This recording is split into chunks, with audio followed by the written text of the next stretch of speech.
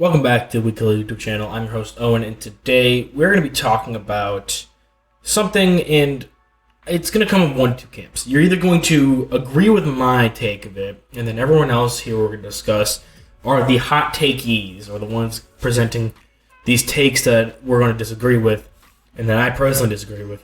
Or you're going to disagree with my take, and I'm going to be the one spitting the hot take here. And you're just going to be hearing me argue with your side of the argument here, which I think is also going to be positive for this video's reception. So we're going to be discussing two different viewpoints, and you can view this one of two ways. It's very decisive opinion right now, and it's a topic of conversation on Twitter especially, and it's really been grinding my gears a little bit because of who this is and why. I'll get into that, but today we're going to be talking about Will Levis and the quarterback conversation when it comes to the 2023 NFL draft. Now, I've personally watched the film on all the guys in the combine. I don't have inside sources. I don't know what's going on with team interviews. I don't know anything about any of that. I'm just a guy who watches the film and then breaks it down and decides who he thinks is going to be most successful based on that. So if there is a thing, I know there's been some leaks and stuff we'll go over about team interviews and the such. So I have no insight on that, but what I can tell you is that personally, Will Levis is tied for my QB1 with Bryce Young. I will get into my explanations as to why that is in a little bit, but for right now, that's the preliminary information you need to know. So first up, we have NFL Rookie Watch's tweet, and they tweeted out what Colin Cowherd said on his show the other day. For context, Will Levis suffered a bunch of injuries this past season. That's why he didn't participate in the Senior Bowl and things like that, which will be brought up in a little bit. And Colin Cowherd went on his show and talked about some of the pictures Will Levis posted. He posted a couple of selfies in the mirror showing about how he trimmed down his body fat and got a little more bulked up in muscle. So he was looking better. He looked looking good. And it was like, some self-gratifying, body change. And the thing the post was talking about how he was in the best shape of his life despite coming off injuries, and he's in a much better place now physically than he was beforehand, and that he came out of the darkest part of his life in even better. Normal, inspirational Instagram post kind of stuff. And Colin Cowherd went on his show and tore him a new asshole because he called him a meathead from New Jersey trying to show off to his friends, and that he was taking pictures in the mirror like every loser on the internet, trying to get thirst trap Instagram likes or something, and that there has never been a good quarterback that looked like a bodybuilder. I mean, I don't know how many bodybuilders Colin has seen, but that's not what Levis looked like. And I get the point. He's being over-exaggerated. He's a radio, TV host kind of guy. But this is the point, and he totally fucking missed it. I'm sorry, I'm a little heated now, because this is what got me wanting to make this video. Because I was just so perplexed by this clip. I saw the clip, and then I just found the tweet that summed it up for me so I could go over and talk about having to show the video. I have a bunch of examples I was stewing over. The two best I had to think of was when Jalen Hurts had those Twitter videos come out, and the thing where he was working out, he was squatting 500-something pounds, 600 pounds. People were like, holy crap, that's amazing. Just because he wasn't taking selfies in the mirror showing off how fit he was, there are videos of guys, especially even quarterbacks like Jalen Hurts, who show off their workout videos or they do these training things in the field, throwing the ball and just wearing shorts, trying to make stuff look good. Josh Allen, the big joke was he looks great in shorts when it was the draft process. People were excited because he looked good in shorts because he was big, he was strong. What is the problem with, there's no... Just because you are proud of yourself for overcoming injury, getting out of the darkest... He literally said it was the darkest part of his life because he was hurt, he was injured, he was out of shape, and he got himself in shape and he was just proud of himself. How is that indicative of lacking of self-awareness? I get it, he's a top athlete, but I don't know. This was a boomer social media take, in my opinion. And just the fact that he said that no NFL quarterback has ever looked like a bodybuilder. We see Jalen Hurts as one of the top quarterbacks in the league right now, and he had workout videos where people were talking about oh my god, he's a fucking superhero because he can squat 600 pounds and he's this jacked dude, and he'll show up in his QB sneaks and stuff like that. He has such a good lower body strength. Regardless, workout videos are just essential to the quarterback experience nowadays. The fact that he just took some pictures with his shirt off showing that he's gotten in better shape shouldn't mean much.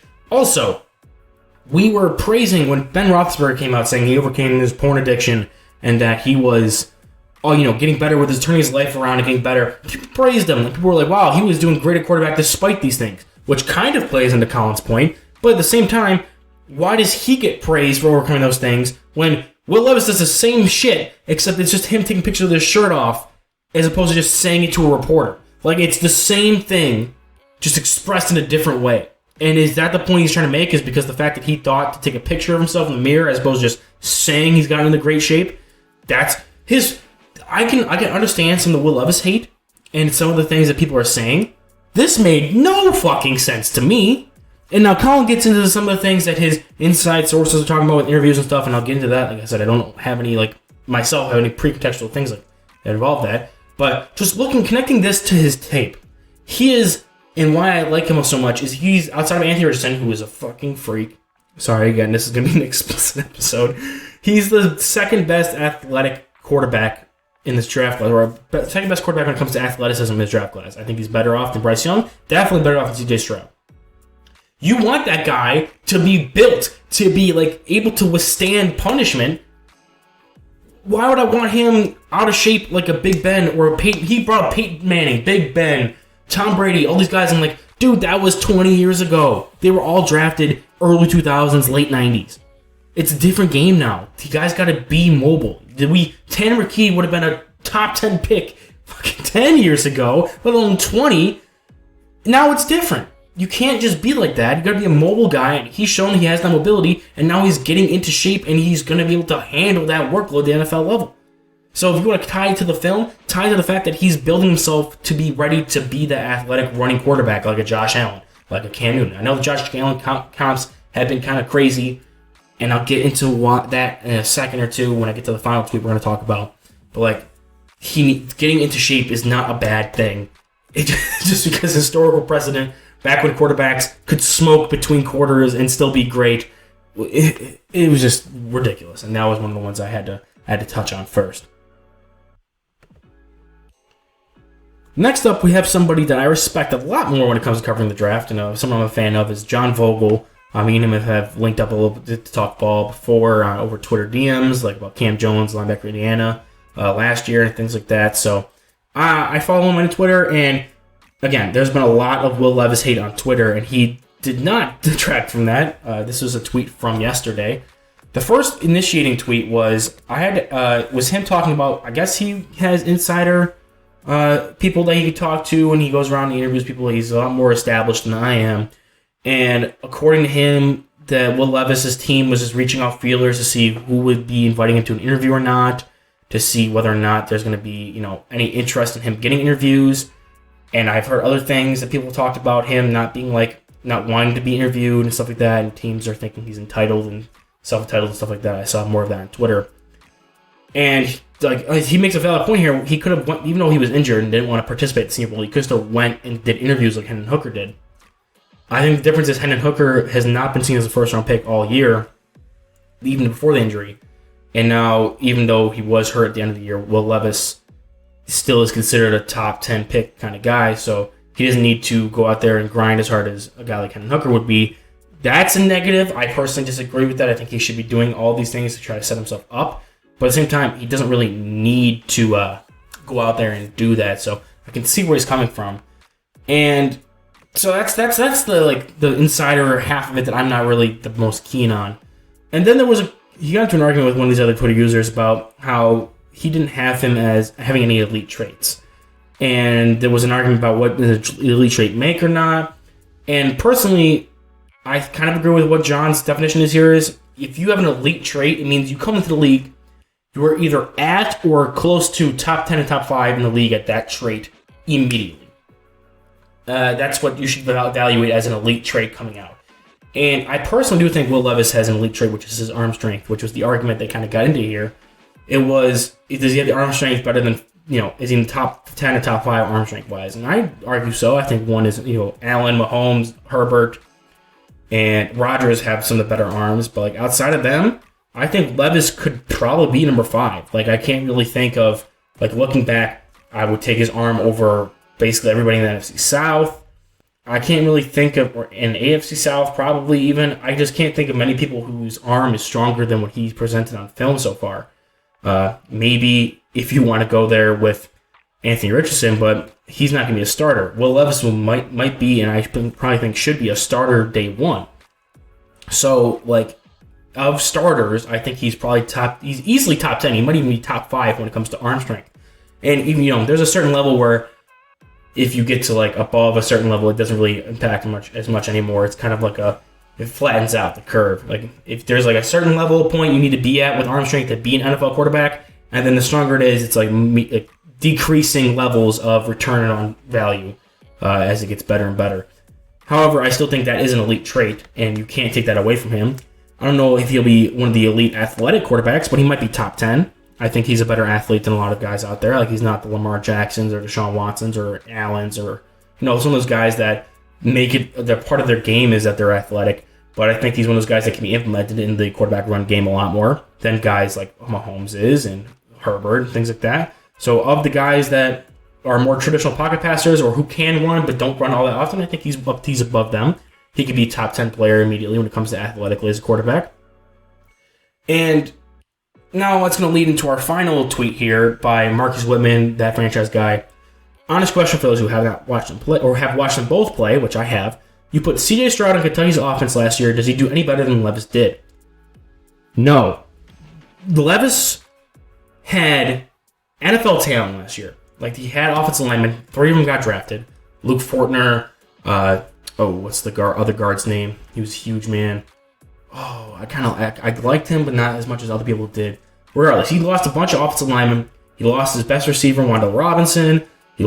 Chris Rodriguez was suspended, and he just had very lacking NFL talent. And then his offensive coordinator changed over. It was not a good situation for him.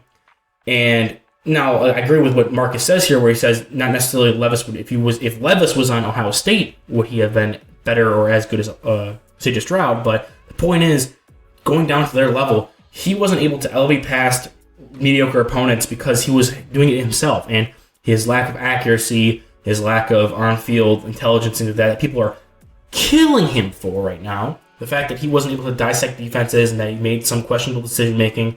It reminds me a lot, and I don't like the comp outside of this, but it reminds me a lot of Josh Allen at Wyoming.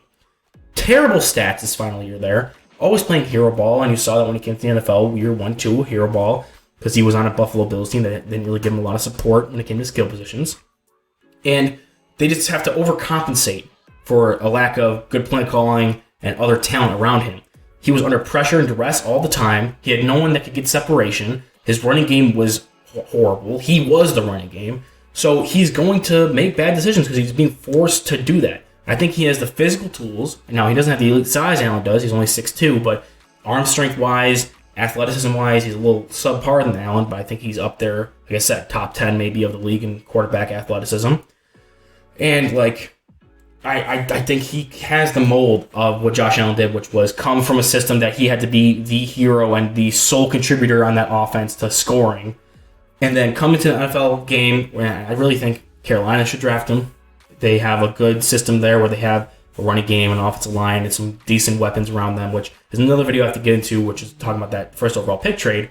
But maybe Indianapolis, with the running game they have there and some of the outside weapons, if they can get that offensive line fixed up, then I think he'd be a good landing spot there. But if he can land in a place similar to what Josh Allen did his second year, where he had John Brown and Cole Beasley and was surrounded by above average talent overall, or at least even average when it came to the league, then I think he can be a success. And if he doesn't have to play hero ball like he did in Kentucky, then he can be a good quarterback. So that's my opinion on Will Levis. It's kind of like this rant about the hate he's getting on Twitter. Again, I think he's tied for QB1 this year with Bryce Young for me, just above who's number 3? C.J. Stroud, and then Anthony Richardson.